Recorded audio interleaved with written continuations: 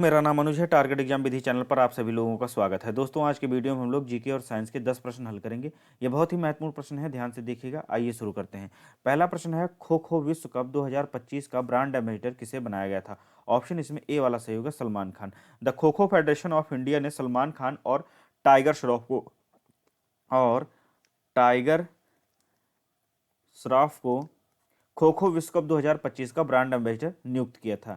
यह पहला विश्व कप था जो दिल्ली के इंदिरा गांधी एरिना अर्थात इंद्रप्रस्थ स्टेडियम में आयोजित हुआ था। इसका आयोजन 13 से 19 जनवरी के मध्य किया गया था। इसमें लगभग 23 देशों के खिलाड़ियों ने हिस्सा लिया था, जिसमें पुरुष और महिला दोनों कैटेगरीज शामिल थी।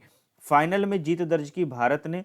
पुरुष और महिला दोनों कैटेगरी में भारत ने फाइनल वर्ल्ड कप जीता है खो खो का 2025 का। आप लोग याद रखिएगा, एग्जाम में पूछा जा सकता है। सबसे रोचक बात यह रही कि भारतीय महिला टीम पूरे खेल में अपराजित रही थी। दूसरा प्रश्न देखते हैं। दूसरा प्रश्न है, निम्नलिखित में से कौन सा किस सूचकांक में भारत को 105वां स्थान प्राप्त हुआ था? ऑप्शन इसमें ए वाला सही होगा, ग्लोबल हंगर इंडेक्स 2024 में भारत को 105वां स्थान प्राप्त हुआ था 127 देशों में। जो सबसे बुरी हालत रही थी उसमें सोमालिया की रही थी। सोमालिया को पहला स्थान मिला, यमन को दूसरा स्थान मिला, जबकि चाड को तीसरा स्थान प्राप्त हुआ था। ये तीनों सबसे खराब कंट्री थी जिन्होंने ऐसा प्रदर्शन किया ग्लोबल हंगर इंडेक्स में। यदि ग्लोबल हंगर इंडेक्स रिपोर्ट की बात करें तो इसे कंसर्न वर्ल्ड वाइड आयरलैंड की एजेंसी है और वेल्थ हंगर लाइफ जर्मनी की एजेंसी है। इन दोनों के द्वारा जारी किया जाता है। आइए अगला ऑप्शन देख लेते हैं। अगला ऑप्शन है हेनले पासपोर्ट इंडेक्स 2025। इसमें भारत ने 85वां स्थान प्राप्त किया है 2025 में। पहला स्थान था सिंगापुर का, सिंगापुर पहला स्थान था।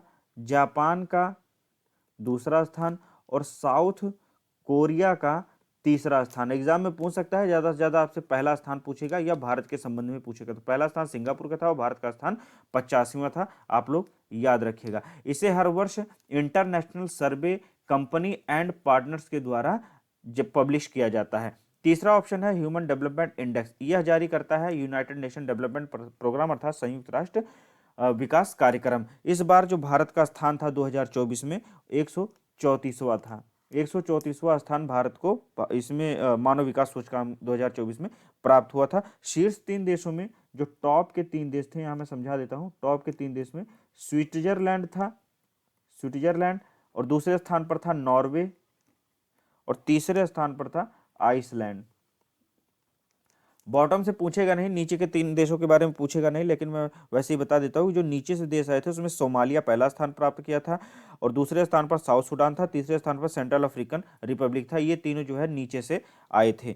और एक बार फिर मैं बता देता हूँ, ह्यूमन डेवलपमेंट इंडेक्स यूएनडीपी द्वारा जारी किया जाता है। तीसरा प्रश्न देखते हैं। तीसरा प्रश्न है, निम्नलिखित में से किसकी स्थापना श्री नारायण मल्हार जोशी द्वारा की गई थी? ऑप्शन इसमें डी वाला सही होगा, सोशल सर्विस लीग की स्थापना श्री नारायण मल्हार जोशी ने 1911 में की थी।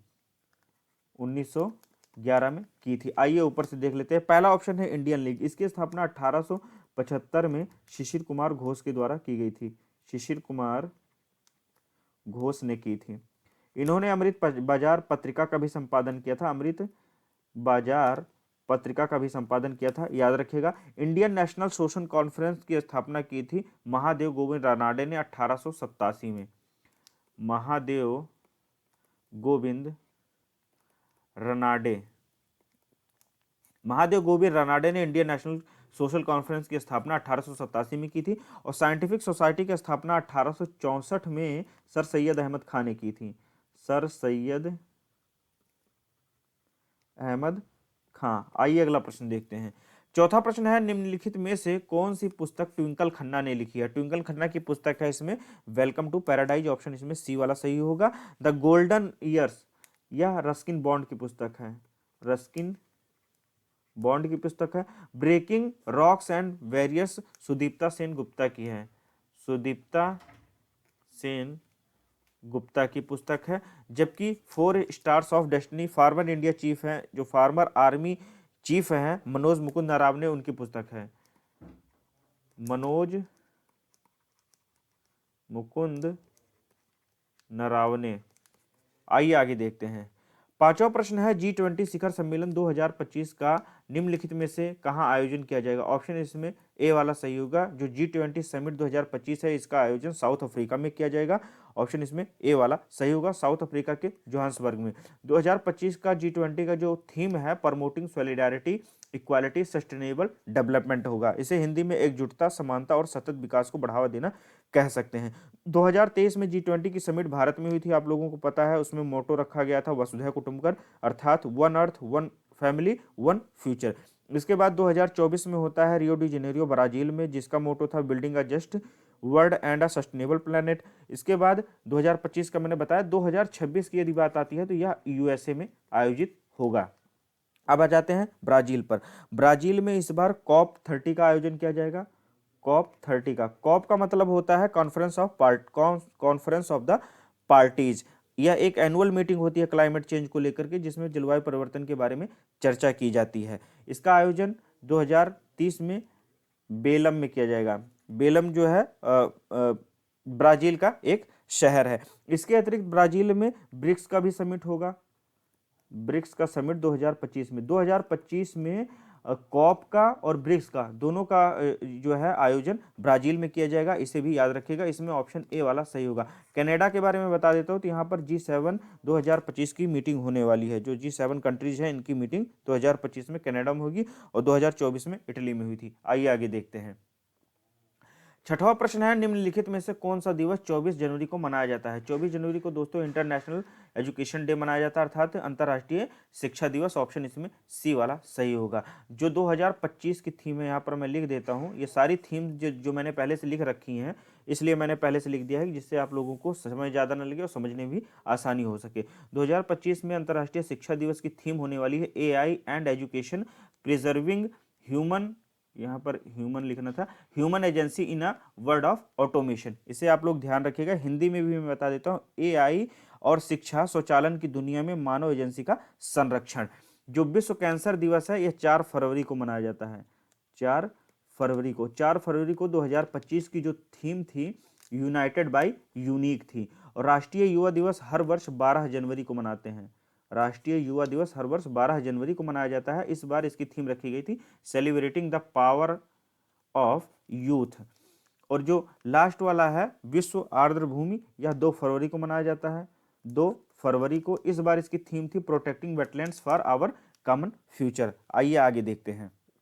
ये थीम्स दोस्तों आप लोग याद कर लीजिएगा। 2025 में सारी थीम्स रखी गई हैं जो भी दिवस मनाए गए अब तक, तो एग्जाम में पूछे जा सकते हैं। आइए आगे देखते हैं।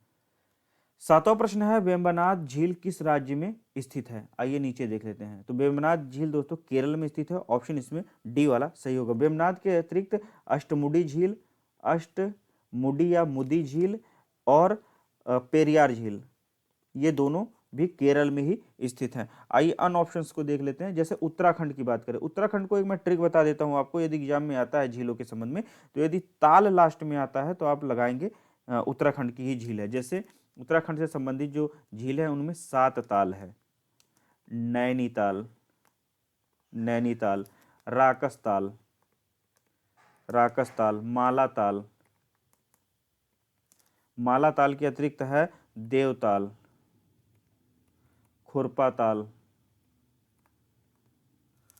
नौकुचिया ताल,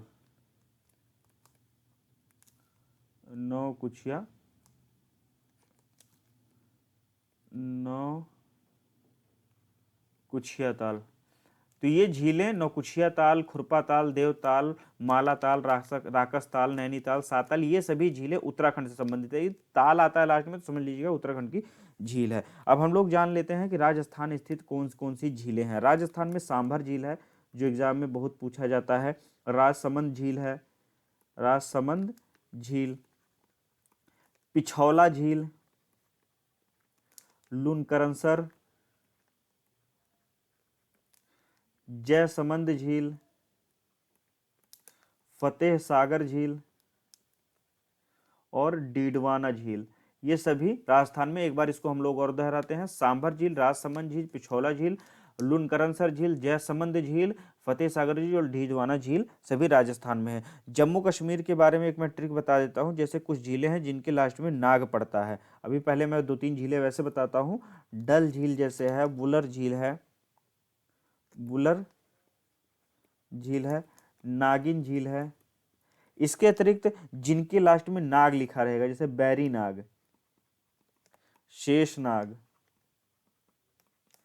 अनंतनाग, ये सभी झीलें जम्मू कश्मीर में स्थित हैं। डल झील, वुलर झील, नागिन झील, वेरीनाग, शेषनाग, अनंतनाग, ये सभी झीलें अगर आता है जम्मू कश्मीर में। एक और झील है मानस झील, ये भी जो है जम्मू कश्मीर में ही स्थित है, इसे आप लोग याद रखिएगा। आइए अगला प्रश्न देख लेते हैं।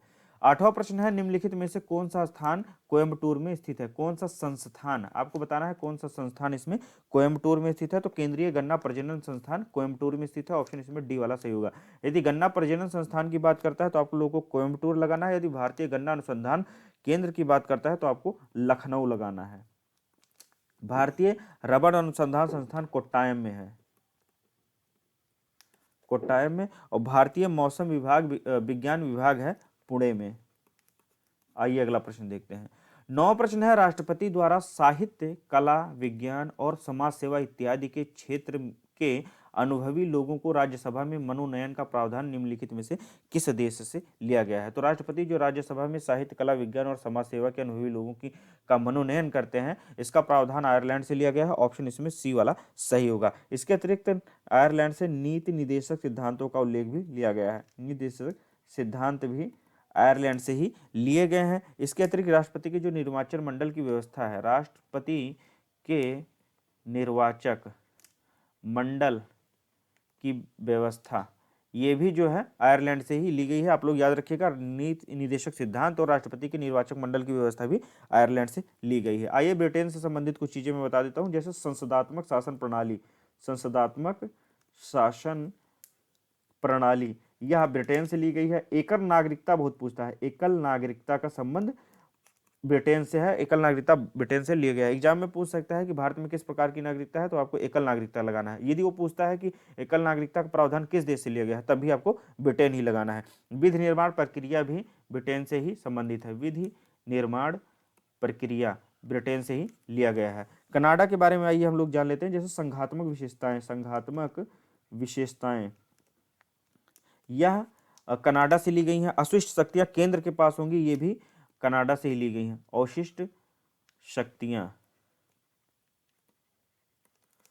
कनाडा के पास होंगी, ये भी कनाडा से लिया गया है। राज्यपाल की नियुक्ति विषय की जो प्रक्रिया, ये भी कनाडा से है। और संघ राज्य के बीच जो शक्ति का विभाजन होता है, ये भी कनाडा से ही लिया गया है। जर्मनी से कुछ चीजें हैं जिनमें से आपातकाल के दौरान, आपातकाल के परिवर्तन के दौरान, जब आपातकाल लगा हुआ होता है तो उस समय राष्ट्रपति की जो मौलिक अधिकार संबंधी शक्तियां हैं, राष्ट्रपति की मौलिक अधिकार संबंधी शक्तियां हैं, यह कहां से ली गई है? जर्मनी से। जब भारत में मान लीजिए आपातकाल लगा हो और मौलिक अधिकारों पर क्या निर्णय लेना है, यह शक्तियां राष्ट्रपति को प्राप्त है, तो यह कहां से ली गई है? तो जर्मनी से ली गई है। आइए अगला प्रश्न देखते हैं, लास्ट वाला है इस वीडियो का। 10वां प्रश्न है, निम्नलिखित में से किन दो को पनामा नहर जोड़ती है? तो पनामा नहर कैरिबियन सागर और प्रशांत महासागर को जोड़ती है, ऑप्शन इसमें डी वाला सही होगा। और पनामा नहर पनामा में स्थित है, एग्जाम में पूछ सकता है, आप लोग याद रखिएगा। लाल सागर और भूमध्य सागर को जोड़ने वाली नहर है सुएज नहर। और सुएज नहर कहाँ स्थित है? तो यह मिस्र में स्थित है, जिसे इजिप्ट कहते हैं, मिस्र। हडसन नदी और इरी झील को जोड़ने वाली नहर है इरी झील, इरी नहर दोस्तों, इरी नहर। और यह अमेरिका में स्थित है, अमेरिका में। उत्तरी सागर और बाल्टिक सागर को कील नहर जोड़ती है, कील नहर। और कील नहर कहाँ स्थित है? तो यह जर्मनी में स्थित है।